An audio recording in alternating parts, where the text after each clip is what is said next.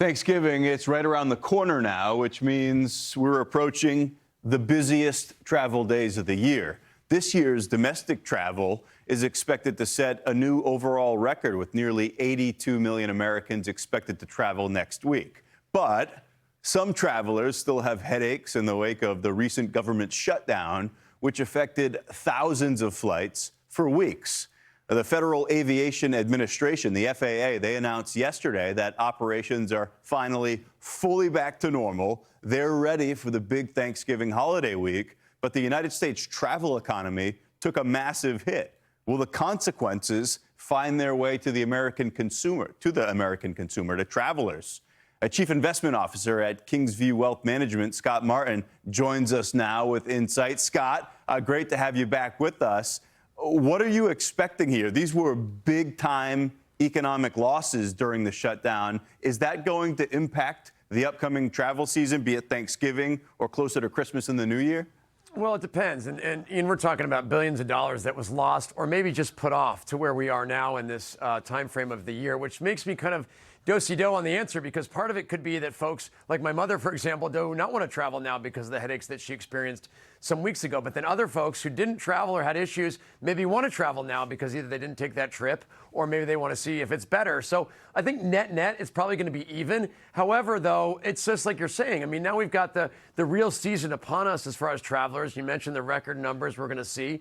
And is the, let's say, the employees and all the folks that are part of that infrastructure, are they ready to handle that again? Because I feel for the folks that were working without pay, that were probably stressed out and overcome with all the, activity that was going on when they were struggling to get the planes in the air and so forth. It's like, are they ready for all the planes and stuff to be going as normal? Because I think there was some maybe some attrition with regards to some of the workforce there with the air traffic controllers and TSA. And so hopefully they're ready for another record year, because that's what we're going to get.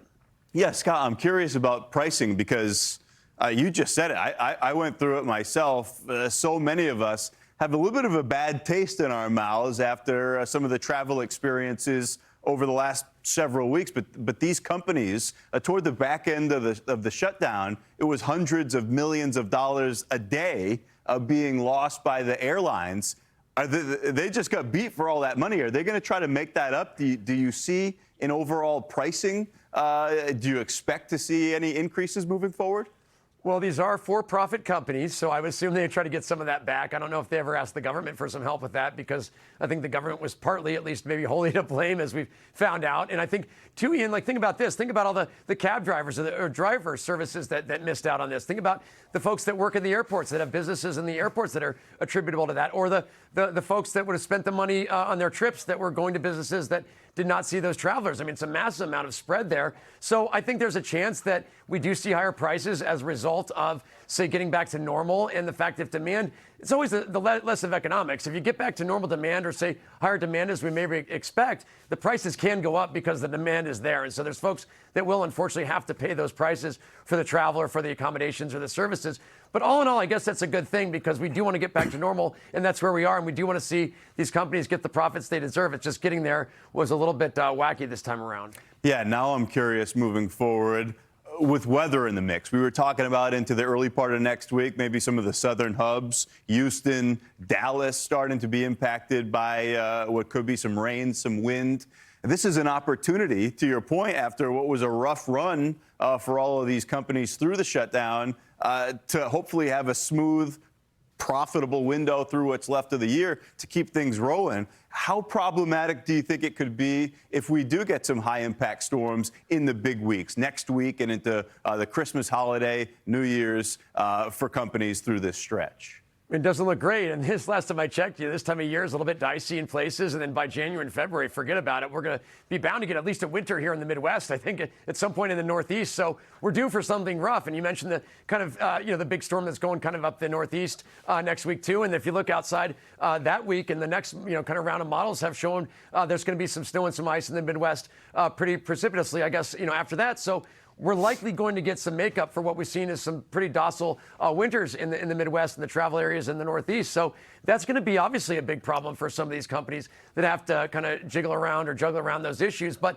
I think as travelers, at least we're all going to be maybe kind of used to that as far as weather delays and things that are more natural versus a government shutdown. But then again, you got to figure that's going to, say, maybe rejigger that old PTSD that we all have from just some months ago where we were just stuck because of the government issues, and it doesn't make any traveler feel good or doesn't make us want to travel. Yeah. Ideally, we move on from this turbulent stretch. We get some turkey, some good food with our family. And then the next one waits for us. Yeah, keep it rolling right on through the holidays. That's the Chief Investment Officer at Kingsview Wealth Management, Scott Martin. Scott, great to have you back with us. We'll be talking soon, but happy Thanksgiving if I don't see you. You too. See ya.